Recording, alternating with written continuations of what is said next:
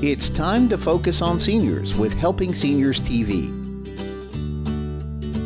The television show designed to make you aware of senior issues and needs, as well as to acquaint you with the resources available to help you age in place and with dignity. Now, here's your host, Joe Steckler. I'm Joe Steckler, and welcome to Helping Seniors, the television arm of Helping Seniors of Brevard County.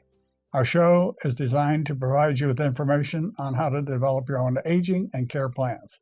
Our topic today is heart care, and joining me is Dr. Jason Foreman, clinical cardiac electrophysiologist. I got it. Very good. Welcome, doctor. Thank you, Joe. Thank you for having me. You're quite welcome. Folks, Dr. Foreman, he's a homegrown guy. Grew up in Satellite Beach, went to school, got his medical license and everything else, became a doctor, and came back here and been back here 1 month. Absolutely. How did you pick Wuesthoff? Wuesthoff is growing as a corporation, and they have a lot of opportunity, and it just seemed to be the right fit for me. Yeah. Are you the guy that's going to be what is a clinical cardiac electrophysiologist do? As a clinical cardiac electrophysiologist, we treat abnormal heart rhythms. Whether the rhythm is too slow, the rhythm is too fast, it's an abnormal heart rhythm that we can treat in a variety of ways, whether with medications or through procedures. Let's talk about that, guys. For years, I used to get a feeling of my heart thumping. And one day it thumped, and I had a lady in charge of one of our programs. She called 911, and they came to the office, and they bundled me up, put me on the gurney, and took me in the wagon on the way to Wuesthoff, and that heart thumped again. And I watched the expression on the paramedic's face, and his eyes got kind of wide. And I said, "What happened?" And he said, "Your heartbeat's 30. That's pretty low." Absolutely. Absolutely. So they put me in Wuesthoff. Dr. Messerschmidt said, "You're not leaving this hospital until we put a pacemaker in." Right. And that started me on a route to a lot of care at Wuesthoff over the years. Yeah, I bet so. Yeah. But I have to compliment the staff and the doctors at Wuesthoff, because I have had exceptional care at Wuesthoff Hospital, and I've never felt that my best interests were not served by the way I was treated at Wuesthoff. Absolutely. It's a great organization. I'm proud to be part of it now. So one of the things that it's been coming to my attention over the years, Dr. Foreman, is that the type of work you're doing with slow heartbeat and fast heartbeat, you mentioned pacemaker, you mentioned medicines, but there are a lot of actual slicing. You're grinning, but you're doing things to the heart muscle itself instead of using medicines. Can you elaborate on it? Help our viewing audience understand what you're doing today and how the care of the heart is changing over the last 10, 15 years. Absolutely, yes. The procedures we do now to help, especially with fast heart rates, are usually minimally invasive. We can do a percutaneous, meaning go through your vein or your artery into your heart and find that abnormal piece of heart tissue that's causing this heart rhythm to be too fast or abnormal. And we can use different tools to find those and take care of those, hopefully. We use what's called radiofrequency ablation or cryoablation, either heating or freezing that tissue to destroy it. I understand that what you're doing when you go in through the veins is you actually, it's like a treatment that slices into the heart muscle itself. What is, by doing that, how does that, the effect of that differ from the use of medicines like Coreg, digoxin, and that kind of stuff? Right. Those kinds of medications can slow the heart rate through different channels like calcium channels or sodium channels that exist in your heart that cause the normal action of your heart. So we can change that through the medications. With the ablation procedures, what we can do is through heating or freezing, we can actually destroy tissue that causes these abnormal heart rhythms to occur. So it is slightly different mechanisms, but we're changing the ionic compound of the heart and the action potential.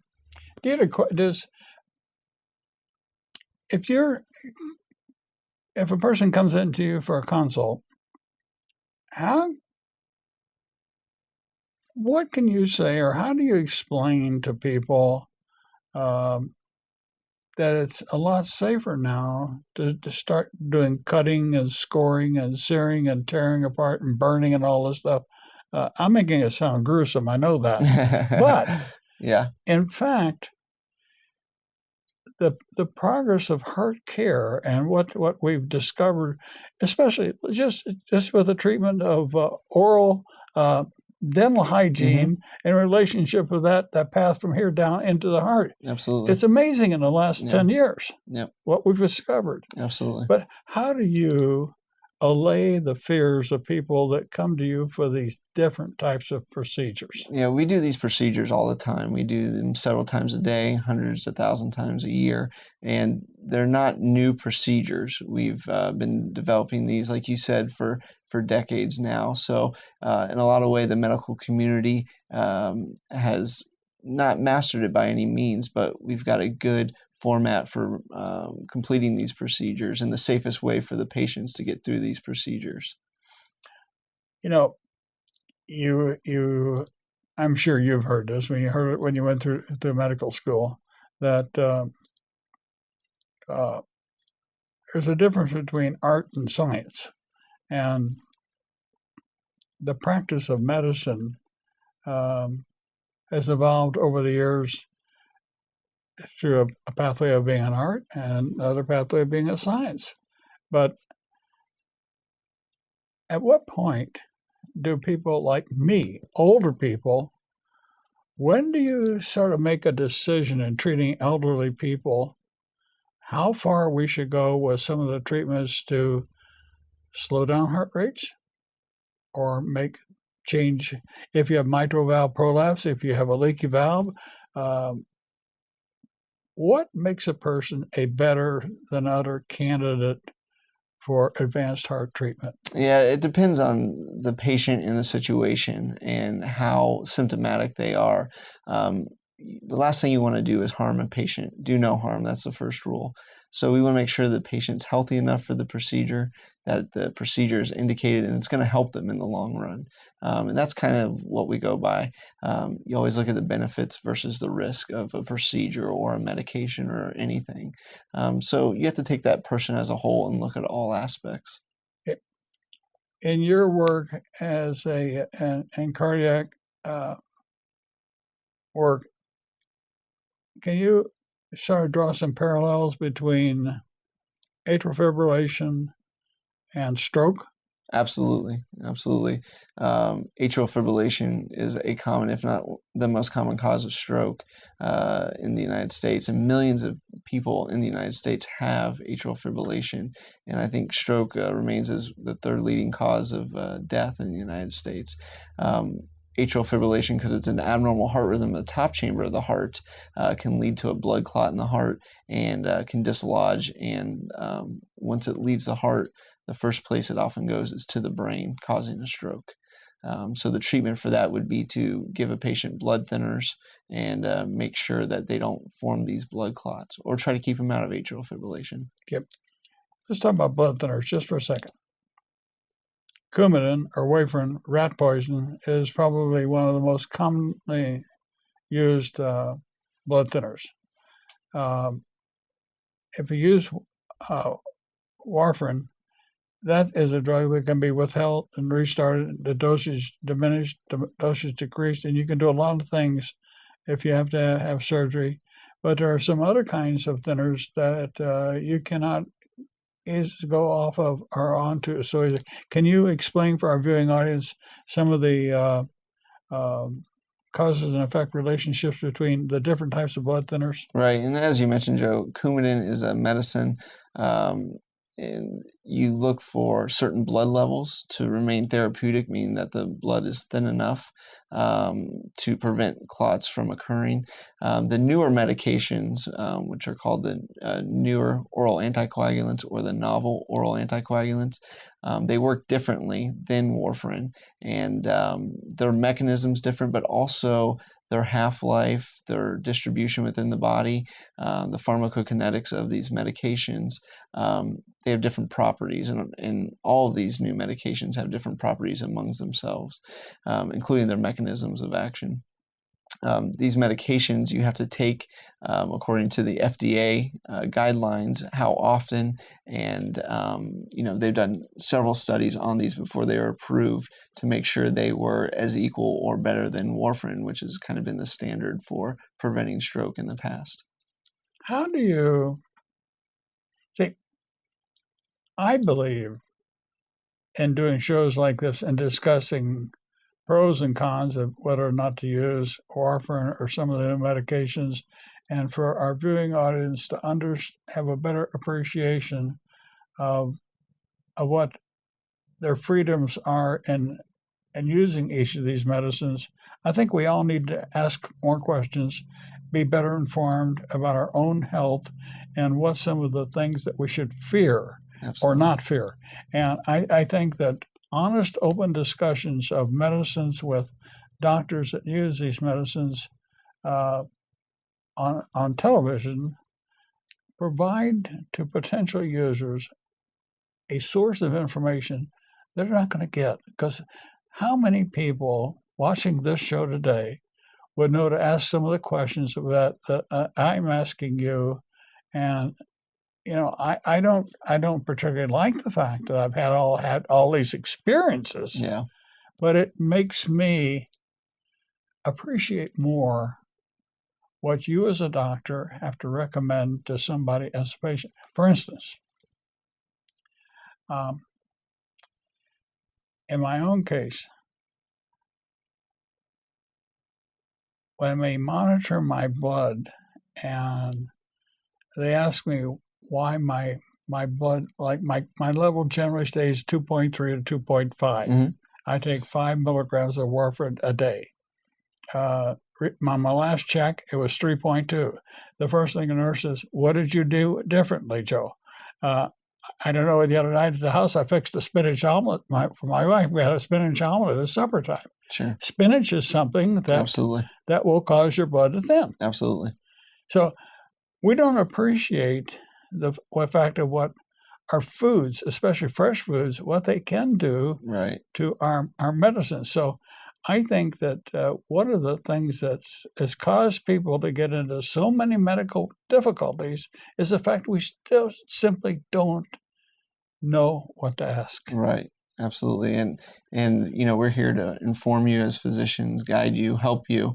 And that's our job. And you as a patient, you're responsible as well for your healthcare. So it should be a good team approach with the physician and the patient about all of the details of these medications and disease processes. Like you said, whether it's your diet and eating too many green leafy vegetables, lowering your blood thinning levels, you have to be aware of all those kinds of things. What can interact with these medications and how to take these medications appropriately.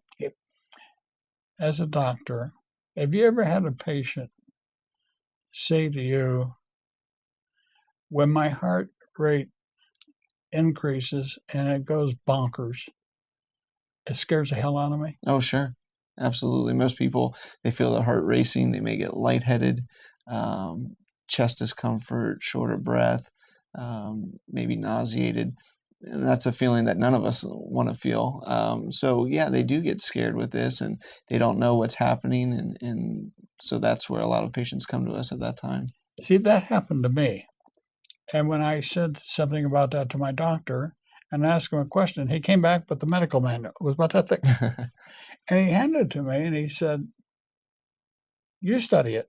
And I blew my cork. I said, I ask you a very valid question, doctor. I said, what is happening? I said, I don't understand. Right. Well, we had a very frank discussion. That was 26 years ago. He's still my primary care doctor. But I was scared. Sure. But I learned, and tell me if my thought process is wrong or not. When I would have these attacks, it was like a panic attack, and my heart would slip, and I get all the symptoms that you feel. And over a course of several years, I finally figured out it wasn't going to kill me. Right. Scare me. Sure. It caused all kinds of things, but it wasn't killing me. So what was the solution for me? My own personal approach to it was try my very best to control my emotions and not let all this upset me so much. Mm-hmm. And I found that if I could figure out a way to relax when I was having these darn things, that was something that helped prevent it in the future. Absolutely. And I'm in atrial fibrillation all the time now. Yeah. But I don't feel it. Right. And is that a good thing or a bad thing or scary? It's pretty common actually, Joe, especially as we age. We may not feel the common symptoms of atrial fibrillation. So it's good to get old. No, it just depends on each person. Some people feel it. They feel their heart racing. They feel short of breath, fatigue, lightheaded at times. And some people have no idea that they're in it. So this is actually pretty common. Whether it's good or not, I don't know. I think those who don't know can go on like this for years. And like I said earlier, with atrial fibrillation, you can form those blood clots in the heart. And if you're not aware of it and not on the proper medication, that can be dangerous. That triggers a stroke. Right. That's the danger. Right. So in order not to promote excessive non-essential use of the emergency room facilities, how does Joe Doe citizen make a determination when to run to the emergency room or not? Or how do you think this? Is there a thought process, Dr. Foreman, right, that we can go through to? Yeah, that's a good question. It's a tough question, but I think it's on an individual basis. It's based on your symptoms. If you know what it is, if this is something new, how you're feeling. It's just situational. I think if you have any question that there's something abnormal going on with your heart, then you should probably seek medical care. Now, do we always need to run to the emergency room? Well, you don't know, but what if this is that time that there's something serious going on? So that's a really tough situation. It's a tough situation. It's a tough question. And the average person does not want to unduly burden a doctor or use the emergency room. But if a person calls me, here's my answer to them. I said, if it's something that you're not really sure about how you're feeling, get yourself to that emergency room and let the professional people evaluate you so you know what is happening. Absolutely. Like you said earlier, if you're worried about it, then you should probably seek care for it. Yeah, because that's another good point which you raised, Dr. Foreman. And when we talk about heart care, we haven't mentioned the difference between sexes today, male and female. Why should women be more concerned than they are about heart disease, heart attack, and what are some of the things that are peculiar to women or not peculiar to men? Yeah. Women and men differ in a lot of symptoms with heart care. Women sometimes are less symptomatic or have different symptoms than your typical symptoms that men may experience with heart attacks or other heart conditions. But women suffer just as much, if not more, from heart disease than men do. So they need to be aware of what's going on and some of the maybe slightly less common symptoms that they may experience.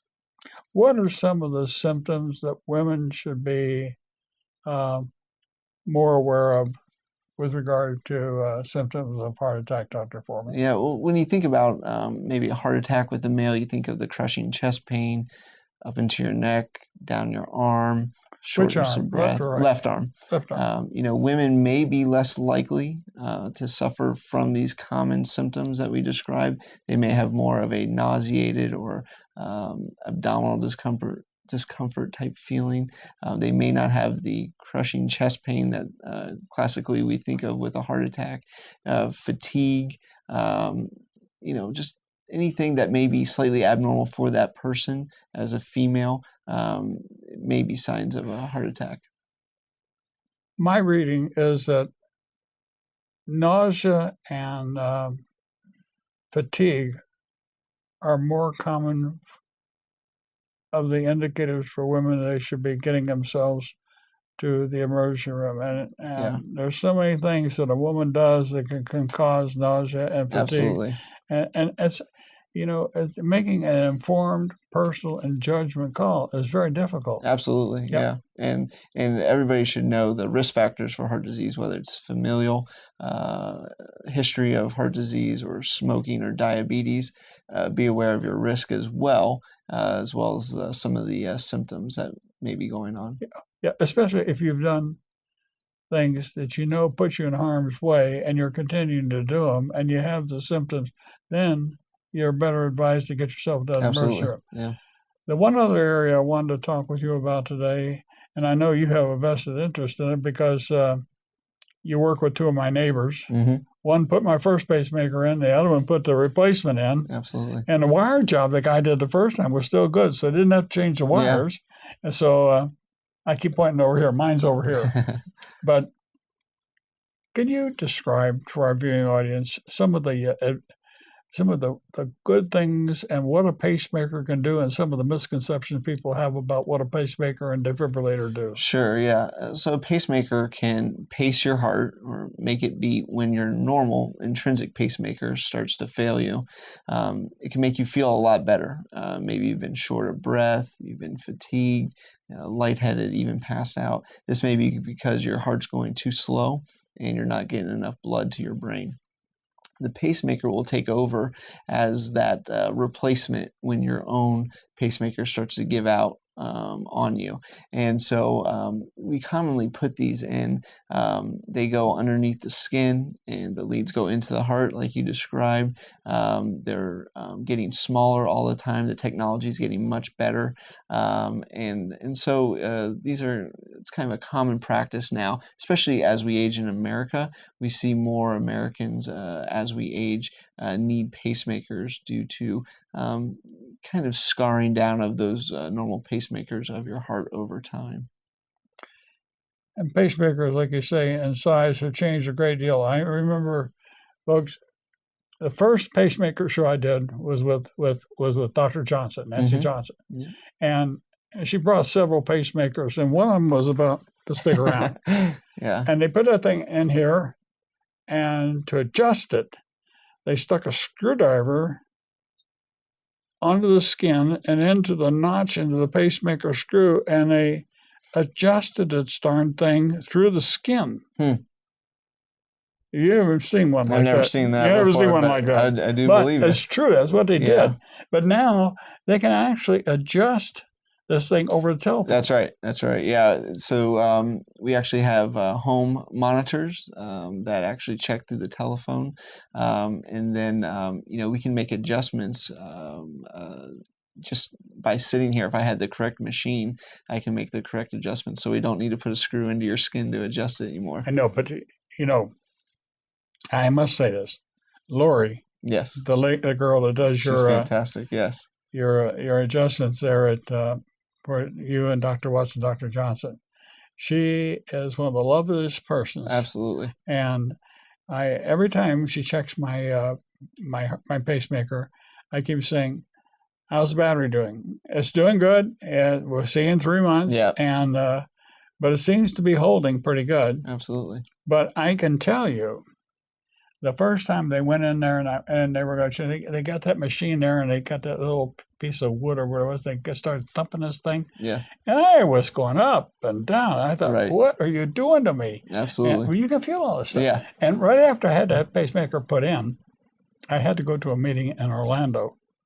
And a lady that was driving the car, she could see I was getting very anxious.